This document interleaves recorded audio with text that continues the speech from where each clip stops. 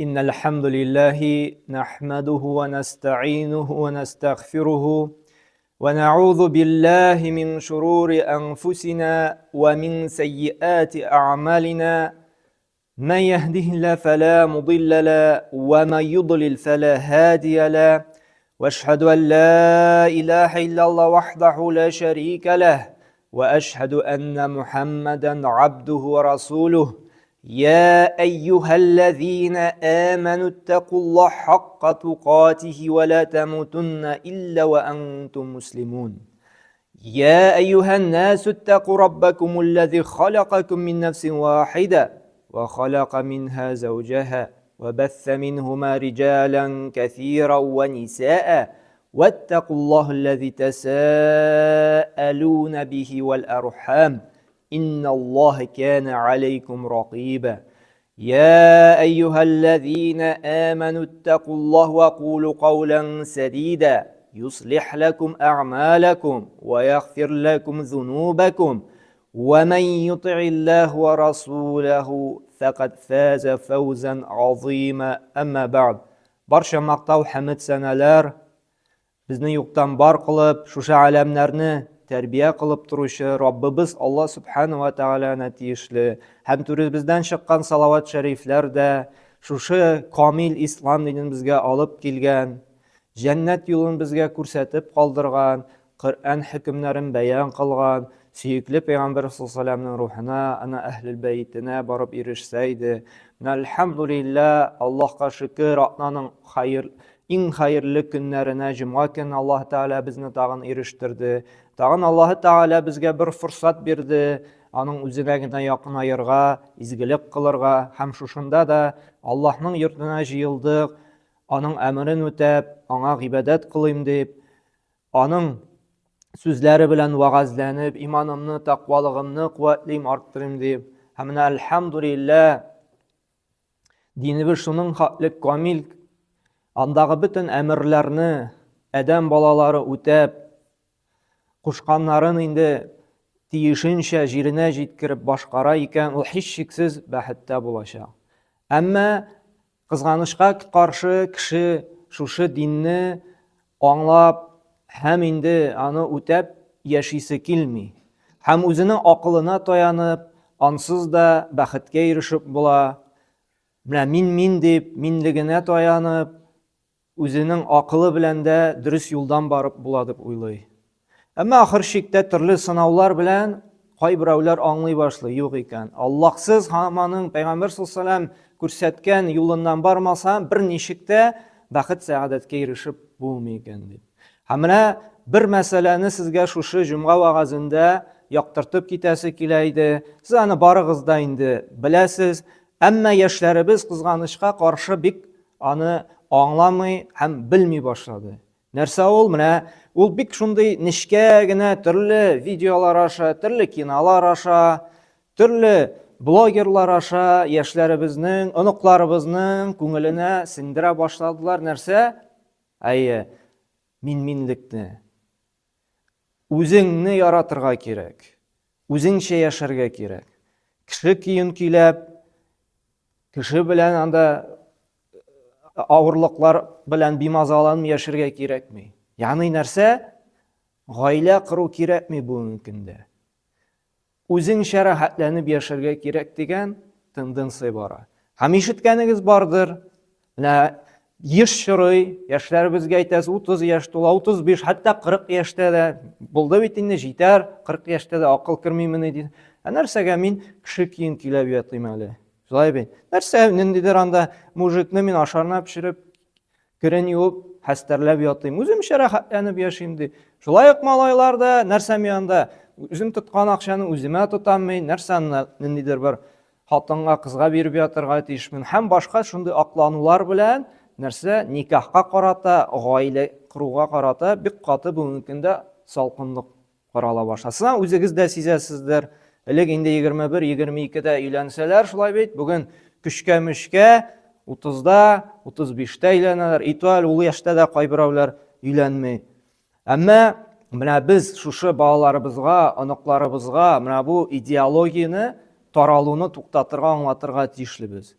Иң беренчедән безнең динебез чакыра. Син рухи яктан да, матди яктан да, сәламәтлек ягыннан да әзер икән гаилә корырга, син аны кичекмәстән үтәргә, гаилә корырга тиешлесең. Без аның дәлилләрен дә инде китереп китәчәкбез. Әмма кызганыч, менә без аны аңлап бетермибез. Әмма менә яшьләр нәрсә карый, нәрсә укый, нәрсә тыңлый, карасак әз генә, анда шуның хәтле зур басым ясала, менә бу нәрсәгә, гаиләгә каршы, гаиләнең кыйммәтен бетерүгә каршы. Ниндидер мыскыл юморлар хатынга, иргә карата, балага карата. Казанда теге шәһәргә барсак күрәбез бит, бала җитәкләп йөрисе урына, күбесе нәрсә мондай, кулда эт җитәкләп йөри башлады уже. Шулай бит? Ягъни мыскыл итеп күрсәтәләр, күлү белән күрсәтәләр, нәрсә? Бала җитәкләүне. Ягъни бик каты гаилә тормышына, нәзрәгә генә дәүләтебездә гаилә елы дип быел максат куелмады. Ул зрәгә генә түгел. Кем менә кызыксына яшьләр тормышы белән, нинди блогерларны карыйлар, шулай бит, нинди видеоларны итәләр, нинди юмор, бик каты һөҗүм бара гаиләгә карата. Өйләнергә кирәкми, кияүгә чыгарга кирәкми, бала алып кайтырга кирәкми, шулай бит. Үзеңчә яшәү иң рәхәте, беркем каршында да җавап тотасы, беркем каршында да отчет бирәсе. Әмма карасак, бөтен тарихка карасак, бөтен пәйгамбәрләр дә гаиләле булды. Пәйгамбәр саллаллаху алейһи ва сәлләм гаиләле булды. Һәм нәрсә диде? Никаху мин суннати, фәмән лам яъмал би суннати фәләйсә минни. Нинди куркыныч хадис. Никах ул минем сөннәтем, ул минем юлым ди. Әгәр дә кем шушы сөннәтемнән баш тартса ди, ул бездән түгел ди. Карагыз, нинди куркыныч хадис. Бездән түгел ди, все. Әгәр дә никахка каршы гаилә кирәкми ул, үзеңчә яшәргә кирәк, гаиләсез дә яшәп була ди икән, бездән түгел ди. Һәм Пәйгамбәр саллаллаху алейһи ва сәлләм әйтте үзенең күркәм хадисендә, Бухари җыентында килә торган хадистә нәрсә диде? Я мәшәра шәбаб ди. И яшь кешеләр ди. Әгәр дә ди, мен истата'a минкум al-ba'a falyatazawwaj fa innahu a'addu lil-basar wa ahsanu lil-faraj ди. Иләнә алган кеше ди, иләнсен ди. Яшьләргә мөрәҗәгать итеп әйтә Пәйгамбер саллаллаху алейһи ва сәлләм. Иләнәк мөмкинчелеге бар икән әйткәнемчә, сәламәтлек ягыннан да, матди ягыннан да, рухи яктан да иләнә алсагыз, иләнегез ди, чөнки ул карашларны һәм җинси агзаларны ди зинадан сакларга ярдәм итә ди. Чөнки әгәр дә кеше гаилә курмый икән, ул ничек кенә булмасын, ул бәрабәр зинага кирип китәчәк. Чөнки Аллаһ шулай яраткан безне, сәламәтлек шулай бит. Мужик кеше хатын кызга тартыла, хатын кыз иратка тартыла. Физиология шундый, берничә булмый. Һәм шуңа да шушы зур зинадан сакланыр өчен ислам дине Аллаһ Тәгалә әмер итә, нишләргә? Гаилә корырга. Үзенең тынычлык табыр өчен. Һәм ничек кенә адәм баласы иманлы, тақвалы булмасын, ул гыйбадәтен камил рәвештә үтәп бетерә алмый, изгелеген дә җиренә җиткереп бетерә алмый, иллә дә мәгәр никах белән генә, гаиләсе булган чиракта гына. Гаиләсез, парсыз, ул гыйбадәтен камил рәвештә үтәп бетерә алмаячак. Чөнки Пәйгамбер саллаллаху алейһи ва сәлләм бер хадисендә әйтте бит, никахлашу иманның яртысын камилләштерә ди. Иманның яртысын инде ди, син үзең камилләштер ди. Ягъни иманның яртысы никахтан, хатыныбыздан яки иребездән тора икән. Шуңа күрә никахлашу, гаилә куру ислам динендә бик зур әһәмияткә бирелә. Һәм Аллаһ субханаһу ва тааля да әйтә менә Коръәндә, Рум сүрәсендә: "Ва мин аятихи ан халака лакум мин анфусикум азваджан литаскуну илайха ва джа'ала байнакум мавадда ва рахма". Инна фи залика лаятин лиқауми ятафаккарун ди.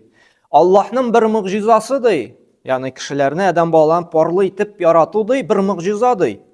Сезгә үзегездән хатыннар яратуы һәм сез аларда тынычлык табу һәм арагызга мәхәббәт һәм мәрхәмәтлекне салу ди. Ягъни мөгъҗиза ди, ир белән хатын арасында мәрхәмәт салу һәм бер-берсе арасында мәхәббәт һәм мәрхәмәтлекне салу бер Аллаһы Тәгалә мөгъҗизасы һәм сезгә карата аның бер рәхмәте ди. Һәм чынлап та җәмәгать шулай, менә әгәр дә иманлы хатын, иманлы ир икән, Аллаһ ризалыгы өчен никах кылып яши башлыйлар икән, моны аңлаган кеше аңлый, ул чынлап та зур бәхет. Чөнки бер-берсен ул нишләтә? Намазга уята. Бергә сәхәргә торып, сәхәр ашыйлар, бергә ураза тоталар, берсенә искә төшереп торалар. Шулай бит, син иртәнге зикреңне әйттеңме әле? Син кичке зикреңне әйттеңме әле? Син бүген Коръәнеңне укыдыңмы әле? Намаз вакыты керде, намазыңны башкардыңмы әле? Шулай бит. Әйдә менә монда бер мохтаҗ гаилә бар икән, ярдәм итик әле, садакасын бирик, ризыгын иртеп бирик дип. Ягъни бер-берсен нишләтә? Шушы иманын камилләштереп, тулыландырып тора, изгелеккә этәреп.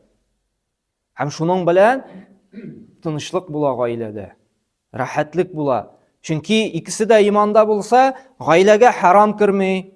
Шулай бит. Өстәлдә харам ризык булмый. Һәм ул ризык та пешерелгәндә дә бисмилла әйтеп пешерелә. Эше беткәч тә әлхәмдулилла булды бит. Аллаһ биргән ниъмәтләр, ризыклар белән тамамладык дип тагын Аллаһны зикр итү була. Бу идә нәрсә була бу гаиләдә? Бәрәкәт була, нур була. Һичшиксез Аллаһы Тәгалә монда иманлы гаиләгә тынычлык, сәгадәтен, бәхетен бирәсе. Бай яшәмәскә дә мөмкиннәр. Кыйбатлы машиналар, зур йортлар белән. Әмма нәрсә? Иң мөһиме бәрәкәт, бер-берен ярату, бер-беренә хөрмәт була. Идә берсендә инде иман юк икән, ничек кенә бай булмасын, анда тынычлык та булмый, анда бәрәкәт тә булмаячак. Чөнки бер-берсен төрттерә, синең динең шунда инде, синең шулай инде, синең мәчетең булай инде дип, бәрабер рәхәт, монда күңел тынычлыгы булмаячак. Һәм шуңа да бит Пәйгамбер саллаллаһу алейһи ва сәллям әйтте бит менә Арбаун минас саада. Дүрт нәрсә була икән ди, кеше бәхетле булачак ди. Кешегә тулы бәхет, сәгадәткә ирешер өчен Пәйгамбер саллаллаһу алейһи ва сәллям әйтте, дүрт нәрсә кирәк икән ди. Нәрсә ди? Әл-маръату салиха ди. Әле санап киткән тақвалы хатын ди. Әгәр дә иманлы, диндар, тақвалы хатын икән, бу бәхетнең бер өлеше ди. Икенче өлеше ди, вәл-мәскән васия, киң зур йорт ди. Һәм чынлап та кешегә рәхәтләнеп яшәр өчен аңа комфорт булган, рәхәт булган зур киң йорт кирәк. Шулай бит. Вәл-җару салих ди, һәм әйбәт күрше ди. Чөнки хатының да әйбәт булса, йортың да зур булса, әгәр дә күршең бер мәкерле бәндә икән, шулай бит. Гөл анда теге таяк тыга торган, шүпне син якка ырыта торган, һаман син тынычлыгыңны ала торган. Шулай ук бу йортта бу хатын белән дә бәхетле булып булмый. Шулай бит, шуңа күрә күршенең дә яхшы әйбәт булуы кирәк. Һәм дүртенчесе ди, вәл-маркабу һанию ди. Ягъни ул вакытта инде утырып йөри торган транспорт ди. Ул вакытта атлар, дияләр, бүген көндә яхшы транспорт инде, ягъни машина. Бу бөтенесе тормыш өчен кирәкле бер. Шулай бит. Менә шушы дүрт нәрсәдә ди, кешедә ди, тақва, диндар хатын икән ди, киң, комфорт йорт, һәм өченчесе күрше әйбәт, һәм яхшы машина икән, шушы дүрт нәрсәдән безнең күп чиракта бәхет тора ди. Һәм чынлап та менә хатынны да керткән тақвалы хатын бәхетнең бер өлеше ди. Әгәр дә инде шул юк икән, кешедә инде бәхет булмаячак. Һәм шуңа күрә Аллаһ субхана ва тааля менә адам һәрбер нәрсәне Аллаһ тааля парлы иткән. Аллаһ үзе генә ялгыз. Акның карасы бар, шулай бит, көннең төне бар, шулай бит. Җәйнең дә нәрсә пары, кыш бар, шулай бит. Һәрбер нәрсә парлы, һәм адам баласы да парлы булырга тиеш. Үзе генә берничек парлы була алмый, бәхетле була алмый. Син кемнедер бәхетле итмичә, шулай бит. Ягъни парыңны диек. Син үзең бәхетле була алмыйсың. Кеше бер үзе генә берничек җәмгыятьсез бәхетле була алмый. Шуңа да динебез, бөтен пәйгамбәрләр, бөтен шушы аят хадисләр бик күп нәрсә никахлашырга, гаилә корырга чакыра. Һәм менә без яшьләргә, оныкларыбызга аңлатырга тиешбез. Бу безнең динебездә дә хуп күрелгән амал түгел, ялгыз гына яшәү, өйләнмичә, кияүгә чыкмыйча. Бу безнең элек-электән килгән гырыф-гадәт йолаларга да каршы килә, әби-бабаларыбызның юлына да каршы килә. Шуңа күрә теге всякий кинолардан, нирзапытный идеологиядан каргап, анда минлеккә, үзенчә яшәүгә без каршы торырга тиешбез. Без аңлатырга, җиткерергә тиешбез. Все, вакыт җитте, үз тиңярыңны тап дип, өйләнергә кирәк, итәргә кирәк, яшьләребезне нишләргә? Никахлашырга. Кызганычка каршы шушы никахка салкын карау, аның әһәмияте, никах нәрсә ул? Никах Аллаһ каршында да һәм әти-яни туганнар каршында да ир белән хатынның муамаласын хәләлләштерү, бер-берсенә рөхсәт итү. Шит ир белән шит хатын бер-берсенә ул харам булып тора. Бүгенге көндә дә бит кызганычка каршы татарлар арасында, мин мусульман диючеләрдә дә никахсыз, әти-янинең рөхсәтсез гражданский брак белән яшәүчеләр күбәйде. Әйткәнемчә, никах булмаса нәрсә була? Зина була. Ягъни гражданский брак.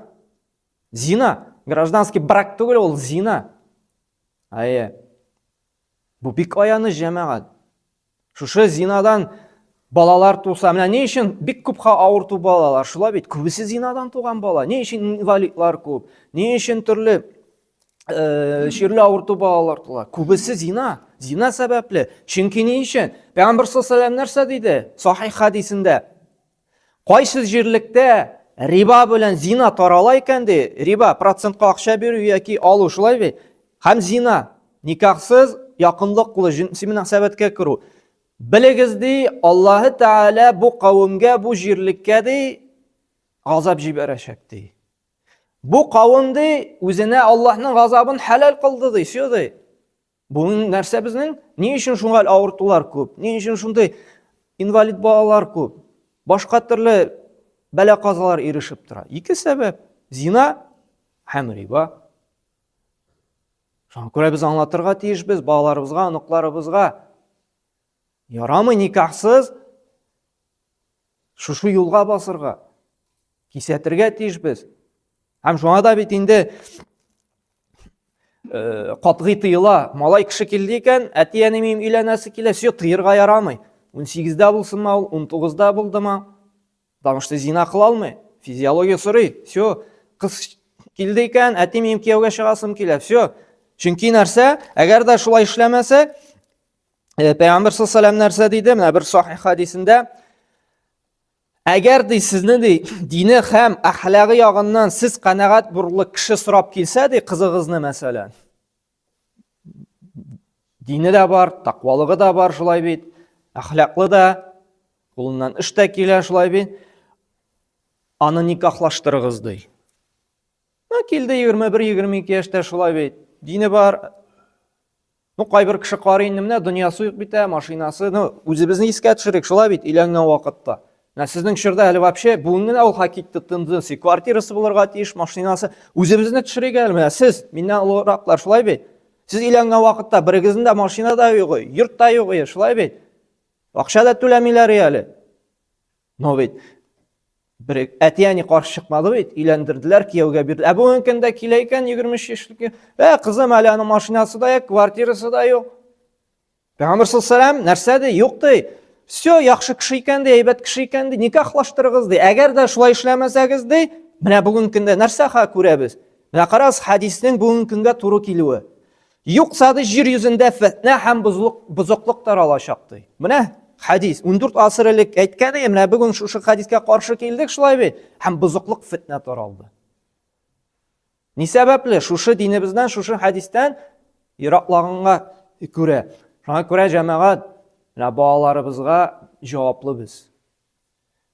Кызыбызны кияүгә бирү өчен дә без җаваплы, малайыбызны өйләндерү өчен дә без җаваплы, без җавап тотачакбыз. Шуңа күрә балаларыбыз әзер икән, саклыйк шушы зинадан, шушы фәхиш бузык юллардан. Өйләндерик, кияүгә бирик. Чөнки бу шушы өйләндерүдә дә гыйбадәтнең бер төре. Гыйбадәт ул никахлашу, ул изгелек ул. Аллаһ субхана ва тааля менә безгә ныклык бирсен, балаларыбыз намусларын саклый торган, гауратларын каплый торган тақвалы, иманлы балалар булсын. Шушы зина фитнәсеннән, шушы намусны пычрата торган фәхишлектән ерак булсыннар. Аллаһы Тәгалә риза булган, шушы никахлашып кына үз сөйгән ярларын тауып парлы булып яшәсеннәр. Һәм без дә аларга булышырга тиешбез шушы зур мөһим эштә. Киңәшләребез белән, шушы аят хадислар белән, шушы динебезне һәм йолаларыбызны, гырыф-гадәтләребезне саклауда. أقول قول هذا واستغفر الله لي ولكم من كل ذنب فإنه هو الغفور الرحيم